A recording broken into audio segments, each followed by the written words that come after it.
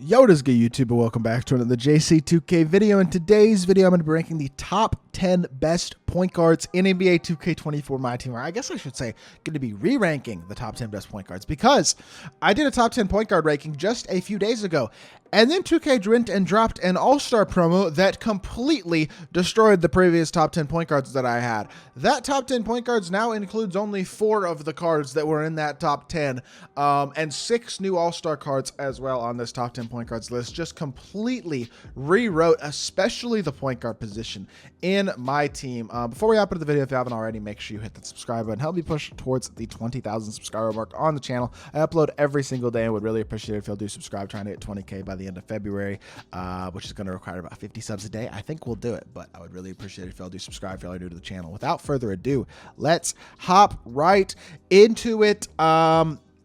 Yeah, I guess starting off at the number 10 spot. I don't generally re-rank positions, but when they change this much after one single drop, I think it's a good time to honestly just go back and revisit that top 10. And one of the guys who is returning, this was the number 4 point guard, in my opinion, in the game on my top 10 list that I released on Wednesday. Now, number 10 is Donte DiVincenzo. He's still a very good card. Now, Donte's flaws: he's missing slashing badges, bulldozer, fast touch, precision dunker, posterizer, and he's a good defender, but he is only 6'4", so he doesn't have unbelievable size. That's not really a huge issue, though. Playmaking badges, none of them being on Hoff, I guess, is something you can complain about, but at least he's very complete with his gold badges. His shooting badges are very good, and defensively, he's versatile, good, has anchor, versatile defender. Finishing is good, 80 driving dunk, but again, not insane, missing those slashing badges. But 90 speed isn't terrible. 94 three ball is very, very good. He's got a pretty decent release. Movement-wise, Kobe escape is nice. He's not a bad card whatsoever. Still a very solid option at the point guard position. Just there have been so many new point guards that have dropped that I think are a little bit better, that he's now all the way down at number 10. Number 9 is going to be Jeremy Lin. I had Jeremy Lin, for example, at number 3 at the point guard position. Now he's number 9. He's only 6'3", and his release is not incredible. That's my biggest complaint about this card, is simply that his release is not amazing. He's an elite level slasher, 90 driving dunk with great finishing badges, really good shooting badges, and great playmaking badges. Versatile defender, but he's only 6'3", and his release isn't elite. Those are definitely my biggest complaints about Jeremy Lin, but I think he's a good enough card to still deserve a top 10 spot. At number 8 is Draymond Green, who I had as the number 2 point guard in the game, and he is 6'6" with a 7'1" wingspan, super versatile stat and badge wise, great defender, needs handles for days added, and outside of that is very complete, but his release is on slow and it's pretty baited, so that is by far his biggest flaw, is just that his release stinks. And because his release stinks, that holds him back significantly compared to most of these new cards, and I think that puts him at the number 8 spot. Now, number 7, we finally start to dive into these new all-star cards, starting with Donovan Mitchell, who is a pink diamond buyable. Not all these cards are buyable, there are a couple of opals on here, but Donovan Mitchell is 6'3" with a 6'10" wingspan, so he's a 6'3" point guard, the same way that Jeremy Lin is. He's just as good as Jeremy Lin across the board in pretty much every area. Maybe not quite as good defensively, but he's darn close. He's got a better wingspan than Jeremy Lin. He's got a much better release than Jeremy Lin. He moves as well as Lin does as well. I think he's basically just a better version of Jeremy Lin. He is the worst of the all-star point guards on this list, in my opinion, and he is still a great card. Very, very solid option at the point guard position.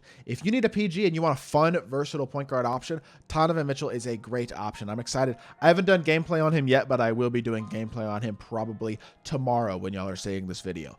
Tyrese Halliburton is who I have at number 6. I know he's a Galaxy Opal, and he is a very good card. In fact, I was very impressed with him when I did gameplay with him earlier today. Y'all can go check that out if you want as well. But 95 speed, 95 excel, 95 three ball, and he's really good defensively. His stats and badges are extraordinary, as is the case with all the Galaxy Opals pretty much. He's super complete and super good, but his release isn't great. It's baited, even on quick, it's not extraordinary. It's better than it was on his pink diamond, though. He moves really nicely, D-book dribble style, a great behind the back, John Wall's drag back, got seriously good movement, super complete stat and badges. 6'5" is actually pretty decent size as well. He's a great card. If his release was elite, he'd be right there in the discussion with the very best point guards in the game.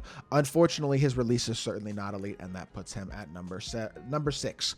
Number 5 is Damian Lillard's only 6'2", but the best short point guard in the game. Another card I haven't done gameplay with yet, but I will soon, is this Dame card. 6'2" with a 6'7" wingspan, hotspots from everywhere, incredibly complete badges, even defensively. Hoff 94 feet, clamps, glove, and right to gripper. He's got anchor. This is the best defensively that I can remember a Damian Lillard card being this early in the year ever. Elite shooter, elite playmaker, and an amazing slasher with a 98 driving dunk, 98 3 ball, 98 speed, excellence, speed ball. Statistically, he is extraordinary. This is as good as a Damian Lillard card is ever going to be at this point in the year in my team. His release is on quick. He's got a good fade. Kyrie's dribble style is very good. His SIGs are decent. He is an elite level card, and he is a top 5 point guard in the game, despite being only 6'2". I love that height is less important this year, and that a guy like Damian Lillard is still a top tier point guard as well. Oscar Robertson is who I have at number 4. Big O was, in my opinion, the best point guard in the game before this drop. I still think he's an awesome card. 6'5" with a 6'8" wingspan, 95 speed, 95 free ball, very good finisher, defensively elite. He's 6'5". That's probably the main thing he has over him, over Lillard, because Lillard's release is a little bit better. I'd say movement-wise, they're pretty similar, and badge-wise, it does favor Lillard a little bit. Statistically, even though Oscars are great, also favors Lillard a little bit. I would just say the size gives Oscar a small edge over Lillard. I think it's valuable enough to put him slightly above, but honestly, you could flip these two guys and I wouldn't disagree with you in the slightest. I think the top 3 point guards are pretty set in stone, with number 3 being Luka Doncic. As good as he is and as big as he is at 230 pounds, 6'7", hot spots from everywhere, his release is not extraordinary, even on quick, and his movement is also not exceptional, even with an updated dribble style. MJ dribble style does help, but he still doesn't have incredible movement. Actually, I say that. He had pro dribble style. I think I'd rather him have pro dribble style. They didn't really help his movement by updating his dribble style. They just changed it slightly in terms of what moves are good with him. Regardless, MJ dribble style is fine. His release on quick does help. He's very athletic, plays more athletic than you would think with these finishing badges at 6'7", with the player build he has in Hoff Bulldozer. He really can be a force to be reckoned with, slashing to the rim in a way that the smaller point guards simply just aren't. And then defensively, he's honestly just better than the smaller point guards as well. He's far more switchable than them. And I think that gives him a top 3 spot because he is good enough offensively that his defense and his size does provide enough value for him to be top 3. Devin Booker is going to be top 2. D-Book is just a much better version of his Diamond. He's way better as a slasher, has all the key slashing badges, and can get them upgraded even further if you want, which is something that you could not do at all with his previous card. 96 3 ball, 95 speed, obviously an incredible shot creator and shooter the way that he already has been, but now with the improved slashing and with the improved, more versatile defense, the ability to get anchor and brick wall, get upgraded defensive badges, all that type of stuff, Devin Booker is a much more versatile and much better all-around option at the point guard position than his Diamond was. As good as his Diamond was on the offensive end of the court, that card was not, in my opinion at least, all that worth running at this point in the game because of his limitations as an overall card. And now he's an elite level option all the way around, and I think he is legitimately a top tier point guard in the entire game. Devin Booker does pretty much everything you want at the point guard position at an absolutely elite level, and he is a top tier point guard option in my team. But I don't think he's the best point guard in the game. I think that honor goes to Shea, just more complete stat and badge wise than D-Book. His fade isn't quite as good. His release, I would say, is pretty similar. Movement wise, he might not be quite as good, but he's a better slasher than SGA, than Devin Booker is. He's an inch taller. He's got a better wingspan. He is a better all around defender, more versatile as a defender, slightly more complete stat and badge wise. He's just a better overall point guard.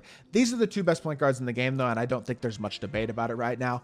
Honestly, the only cards that I think in the near future will be challenging them as well, unless we see a bunch of new animations, is a Cade Cunningham. A Cade Cunningham would be incredible, or some sleeper point guard that we're not thinking of, some out of position point guard. But as of right now, D-Book and SGA look like they might have pretty good staying power at the top at the point guard position as some of the best PGs in my team. So that is going to do it for today's video. I hope y'all did enjoy.